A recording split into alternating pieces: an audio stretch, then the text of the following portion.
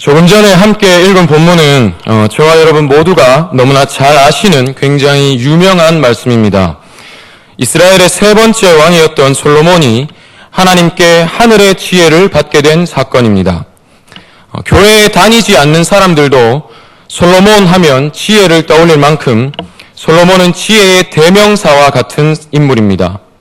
오늘 본문은 그 시작이 되는 사건을 담고 있습니다. 저는 이 시간 이 유명한 말씀을 통해서 하나님께서 당신의 백성에게 원하시는 모습, 하나님께서 우리에게 원하시는 모습에 대해서 함께 나누고자 합니다. 본문의 앞부분인 열왕기상 1장과 2장에서 하나님 앞에 선하고 위대한 왕이었던 다윗의 뒤를 이어서 아들 솔로몬이 왕위에 오릅니다. 왕이 되고 나서 솔로몬이 가장 먼저 한 일은 아버지의 유언에 따라서 숙청을 하는 것이었습니다. 아버지 다윗이 유언을 남길 때 무죄한 자로 여기지 말고 평안히 죽지 못하게 하라고 말씀하셨던 자들을 차례대로 처형합니다. 그 결과로 나라가 견고하게 자리 잡습니다. 열왕기상 2장 제일 마지막 절에 이렇게 기록되어 있습니다. 여호야다의 아들 브나야에게 명령하매 그가 나가서 시므이를 치니 그가 죽은지라. 이에 나라가 솔로몬의 손에 견고하여 지니라. 이렇게 아버지 다윗의 유언에 따라서 나라가 견고하게 된 후에 바로 그 직후에 오늘 본문 3장이 이어집니다. 근데 여기서 솔로몬이 가지고 있었던 몇 가지 문제점이 나타납니다. 첫 번째는 이것입니다. 본문 1절입니다. 함께 읽겠습니다.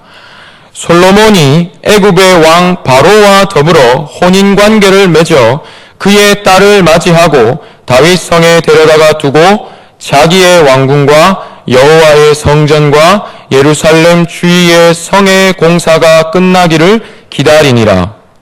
하나님을 믿지 않는 이방 나라 애굽의 공주를 아내로 맞아들인 것입니다. 하나님은 이스라엘이 약속의 땅 가나안을 정복할 때 가나안의 원주민들, 그러니까 하나님을 믿지 않고 우상을 섬기는 이방 민족들과 혼합되는 것을 원치 않으셨습니다. 그래서 신명기 7장 3절에서 4절에 이렇게 말씀하셨습니다. 한 목소리로 읽겠습니다. 또 그들과 혼인하지도 말지니 내 딸을 그들의 아들에게 주지 말 것이요 그들의 딸도 내 며느리로 삼지 말 것은 그가 내 아들을 유혹하여 그가 여호와를 떠나고 다른 신들을 섬기게 함으로 여호와께서 너희에게 진노하사 갑자기 너희를 멸하실 것임이니라. 그런데 솔로몬은 이런 하나님의 말씀에도 불구하고 이방 여인을 아내로 맞아들였습니다. 사실 하나님 앞에 선했던 다윗도 이방 여인들을 아내로 맞아들인 바가 있습니다. 하지만 다윗의 경우는 솔로몬과는 이유도 다르고 결과도 달랐습니다. 다윗은 불행 중에 있던 이방 여인들을 아내로 맞아들이면서 구제하고 그에게 신앙을 심음으로써 구원의 길을 열어주었습니다. 그런데 솔로몬은 불행 중에 있는 이가 아니라 이방의 공주를 아내로 맞아들이면서 이방 나라와 사돈을 맺은 것입니다. 그리고 이후에 시간이 흘러서 솔로몬은 점점 이방의 종교도 인정하게 되고 결국 이스라엘은 나라 전체가 우상신앙에 물들고 맙니다. 솔로몬이 가지고 있었던 문제점 두 번째는 바로 이것입니다. 본문 2절에서 3절을 함께 읽겠습니다. 그때까지 여호와의 이름을 위하여 성전을 아직 건축하지 아니하였으므로 백성들이 산당에서 제사하며 솔로몬이 여호와를 사랑하고 그의 아버지 다윗의 법도를 행하였으나 산당에서 제사하며 분향하더라. 잘 알고 계신 것처럼 다윗은 일찍이 하나님을 위해서 성전을 건축하겠다는 뜻을 품었었습니다. 하지만 하나님은 손에 피를 많이 묻힌 다윗에게는 성전을 받지 않으시고 그의 아들을 통해서 받겠다 말씀하셨습니다. 조금 전에 우리가 읽었던 이 본문 당시는 말씀드린 대로 솔로몬이 아직 왕이 된 지 얼마 되지 않은 때였기 때문에 성전이 건축되기 전이었습니다. 그래서 다양한 장소에서 하나님께 제사가 드려졌습니다. 사무엘상에 보면 사무엘 선지자는 해마다 베델과 길갈과 미스바를 순회하면서 이스라엘을 다스리기도 했었습니다. 문제는 솔로몬이 산당에서 제사를 드렸다는 점입니다. 산당은 이방인들이 우상신을 향해서 제사하던 장소였습니다. 하나님은 가나안 입성을 앞둔 이스라엘 백성들에게 이렇게 말씀하신 바가 있습니다. 민수기 33장 51절에서 52절 말씀입니다. 한 목소리 읽겠습니다. 이스라엘 자손에게 말하여 그들에게 이르라. 너희가 요단강을 건너 가나안 땅에 들어가거든 그 땅의 원주민을 너희 앞에서 다 몰아내고 그 새긴 석상과 부어 만든 우상을 다 깨뜨리며 산당을 다 헐고, 하나님은 분명히 이방의 우상들을 다 깨뜨리고 또 우상에게 제사하는 산당을 다 헐어버리라고 말씀하셨습니다. 그런데 이스라엘은 가나안에서 자기도 모르게 이방의 문화에 물들어 버렸고 우상신에게 제사하는 장소였던 산당에서 하나님께 제사를 드리곤 했습니다. 솔로몬도 그 풍습에서 벗어나지 못한 것이죠. 이 모습은 시간이 흘러서 이스라엘이 국가적으로 하나님을 배교하는 빌미가 되고 맙니다. 이렇게 솔로몬은 문제점들을 분명히 안고 있었습니다. 그런데 오늘 본문에서 그런 솔로몬에게 하나님은 이렇게 말씀하십니다. 내가 너에게 무엇을 줄고 너는 구하라. 네가 무엇을 구하든지 내가 그것을 너에게 주겠다는 말씀입니다. 하나님이 솔로몬에게 갑자기 이렇게 놀라운 말씀을 하신 이유가 무엇일까요? 본문을 볼 때 그 이유가 될 만한 일은 사실 하나밖에 보이지 않습니다.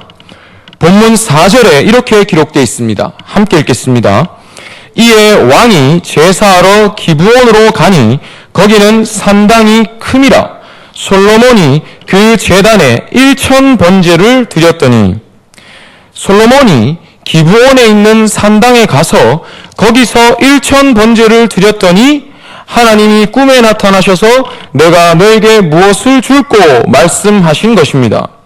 사실 이 유명한 말씀 때문에 많은 그리스도인들이 하나님께 내가 너에게 무엇을 줄고 라는 말씀을 한번 들어보기 위해서 예물을 작정하고는 합니다.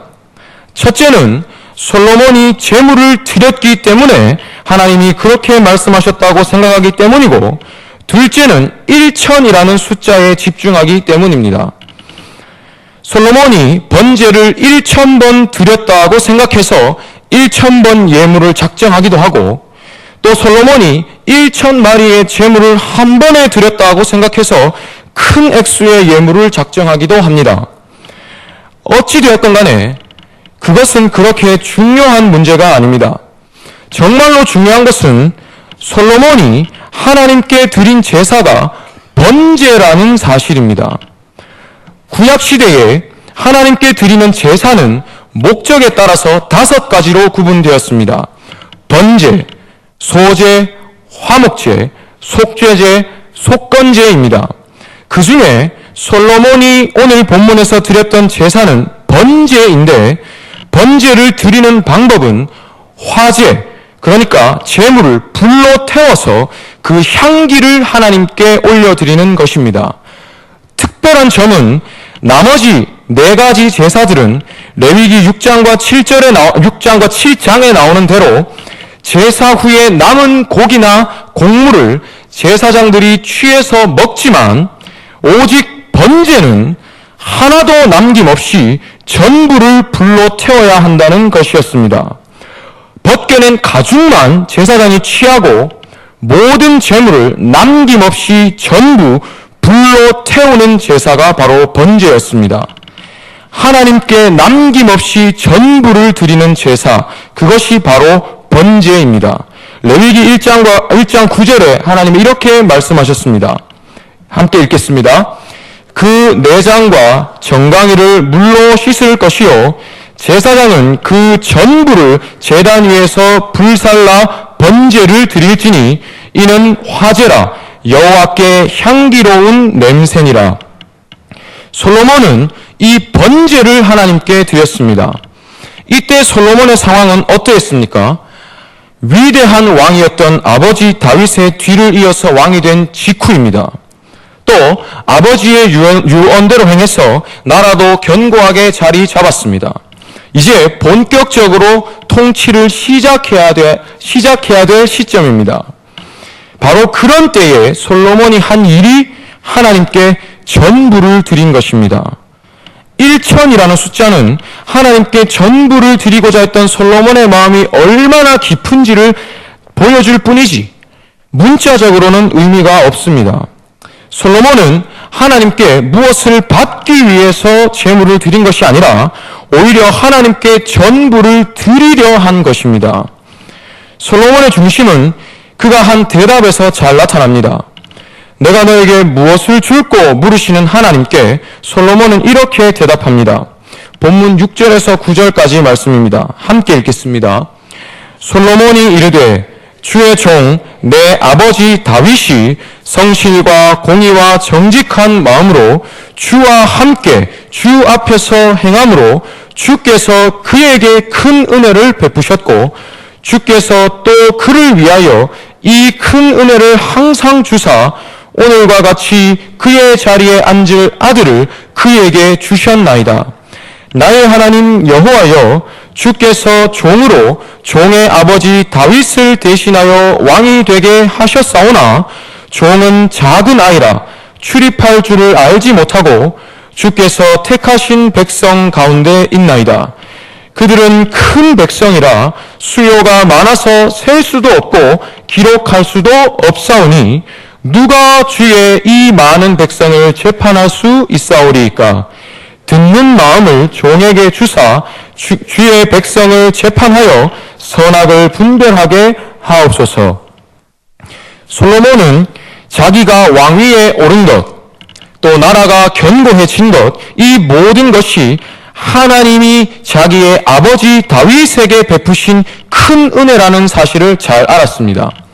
또 자기는 그런 큰 은혜를 감당하기에 작은 아이에 불과하다는 것도 잘 알았습니다.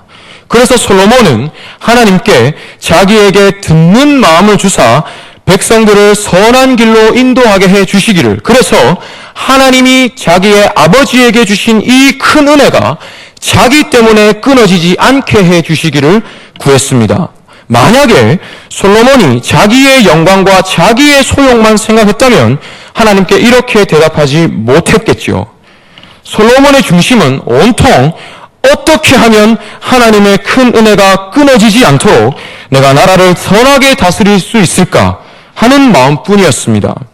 어떻게 하면 하나님이 주신 사명을 잘 감당할 수 있을까 하는 마음, 또 그 일을 위해서 내가 내 전부를 바치겠다 하는 마음뿐이었습니다. 어떻게 그럴 수 있었을까요? 어떻게 솔로몬은 자기 자신을 위하지 않고 오직 하나님만을 위할 수 있었을까요? 또 어떻게 하나님이 주신 사명을 위해서 자기의 전부를 바치겠다는 생각에 사로잡힐 수가 있었을까요? 저는 바로 이것 때문이라고 생각합니다. 본문 3절 앞부분에 이렇게 기록되어 있습니다. 솔로몬이 여호와를 사랑하고, 솔로몬은 이방의 공주와 혼인하고 또 우상의 산당에서 하나님께 제사 드리던 문제점을 분명히 갖고 있었고, 또 실제로 그것들이 나중에 빌미가 되어서 시간이 지날수록 하나님에게서 마음이 떠나버립니다. 하지만 오늘 본문 속에서 적어도 이 순간만큼은 솔로몬의 중심이 오로지 하나님만을 향할 수 있었던, 그래서 자기의 전부를 하나님께 드리려 할 수 있었던 이유는 그가 하나님을 사랑했기 때문입니다. 하나님을 사랑했던, 그래서 그분을 위해 전부를 드리기 원했던 솔로몬의 중심은 하나님께 드린 대답에서 알 수 있듯이 거짓이 아니요 참된 중심이었습니다. 그런 솔로몬의 대답을 들으신 하나님의 마음은 이러했습니다. 본문 10절입니다. 함께 읽겠습니다. 솔로몬이 이것을 구하매 그 말씀이 주의 마음에 든지라. 솔로몬의 마음과 또 그가 하는 대답을 기뻐하시고 마음에 들어하셨던 하나님은 저와 여러분이 잘 알듯이 그가 구하지 않았던 부귀와 영광도 솔로몬에게 허락하셨습니다. 생각해보면 하나님의 이런 반응은 너무나 당연합니다. 하나님은 언제나 당신의 백성에게 이것을 원하셨습니다. 신명기 6장 4절에서 5절까지 말씀입니다. 한 목소리를 읽겠습니다. 이스라엘아 들으라. 우리 하나님 여호와는 오직 유일한 여호와이시니 너는 마음을 다하고 뜻을 다하고 힘을 다하여 내 하나님 여호와를 사랑하라. 또 이 하나님께 보냄을 받아서 이 땅에 오셨던 예수님도 마가복음 12장 29절과 31절에 이렇게 말씀하셨습니다. 함께 읽겠습니다. 예수께서 대답하시되 첫째는 이것이니 이스라엘아 들으라. 주 곧 우리 하나님은 유일한 주시라. 내 마음을 다하고 목숨을 다하고 뜻을 다하고 힘을 다하여 주 너의 하나님을 사랑하라 하신 것이요.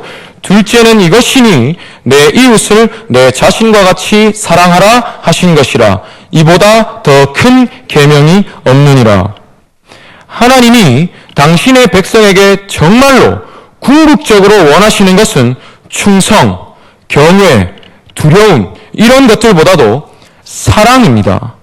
하나님이 솔로몬에게 받고 기뻐하셨던 것도 마음에 들어하셨던 것도 어쩌면 내가 전부를 드리겠습니다라는 마음보다 그의 사랑 자체의 일이라고 생각합니다. 하나님이 그토록 사랑하시고 기뻐하셨던 하나님의 마음과 합한 자라 했던 다윗, 그 다윗이 어떻게 하나님께 고백했었는지 저와 여러분 모두가 너무나 잘 알고 있습니다. 나의 힘이신 여호와여 내가 주를 사랑하나이다.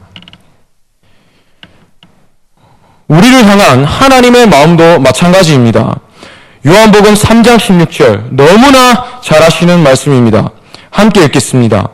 하나님이 세상을 이처럼 사랑하사 독생자를 주셨으니 이는 그를 믿는 자마다 멸망하지 않고 영생을 얻게 하려 하심이라. 우리를 사랑하신 하나님, 우리로부터 사랑받기를 원하신 하나님은 그 열망이 얼마나 크신지, 우리를 사랑하시는 열망, 또 우리에게서 사랑을 받고자 하시는 열망이 얼마나 크신지 하나밖에 없는 아들도 아끼지 않으셨습니다. 이는 내 사랑하는 아들이요 내가 기뻐하는 자라 하실 만큼 사랑하셨던 독생자를 우리를 사랑하셔서 기꺼이 버리시고 죽이셨습니다. 하나님 당신과 근본 한 본체이신 예수님, 당신과 다름이 없는 예수님을 우리를 사랑하셔서 우리를 위해 기꺼이 죽이셨습니다. 우리를 사랑하셨기 때문에 우리를 위해 전부를 주셨습니다. 또 예수님은 기꺼이 우리를 사랑하셔서 직접 죽임도 당하셨습니다. 에베소서 5장 2절 말씀입니다. 함께 읽겠습니다. 그리스도께서 너희를 사랑하신 것 같이 너희도 사랑 가운데서 행하라. 그는 우리를 위하여 자신을 버리사 향기로운 제물과 희생 제물로 하나님께 드리셨느니라. 우리를 사랑하셨기 때문에 기꺼이 전부를 주사 직접 향기로운 제물이 되셨습니다. 사랑하는 여러분, 우리는 하나님의 사랑을 입은 자들입니다.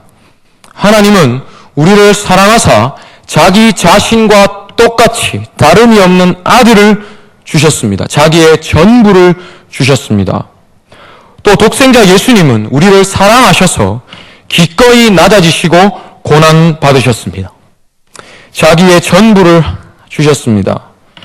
우리가 받은 사랑은 전부를 주신 사랑입니다. 이 사랑을 입은 우리가 하나님께 보이는 모습은 어떠합니까? 왜 나는 이것이 없습니까? 왜 나는 저것이 없습니까? 왜 나는 더 좋은 음식, 더 좋은 집, 더 좋은 옷을 입지 못합니까? 하나님, 내 기도를 듣고 계십니까? 하나님, 살아는 계십니까? 이렇게 말하는 우리에게 하나님은 말씀하시겠지요. 내가 너에게 내 아들을 주지 않았느냐? 내가 너에게 예수를 주지 않았느냐? 내가 너에게 내 전부를 주지 않았느냐? 너에게 무엇이 부족하냐? 아마도 아들이 찢기는 것을 바라만 보셔야 했던 마음보다, 또 직접 찢김을 당하셨던 고통보다도 오늘 우리의 모습 때문에 더 아파하실 것 같습니다.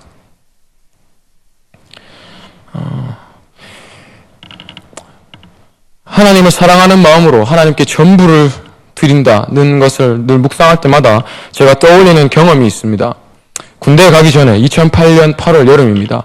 베이징 올림픽이 열렸던 그 8월에 압록강과 두만강을 따라서 중국과 북한의 국경을 따라서 가는 미션 트립을 간 적이 있습니다. 그때 함께 했던 분 중에 북한에서 탈북해 오셨던 여성도님이 계셨습니다. 본명을 말하면 안 된다고 해서 우리 모두가 그분을 이모님이라고 불렀습니다. 그 이모님은 정말로 우리가 상상도 할 수 없는 환경에서 하나님의 놀라운 역사로 복음을 받아들이시고 또 그때까지 인도함 받으셨기 때문에 선교지에서만 볼 수 있는 아주 놀라운 현상들을 경험하신 분이었습니다.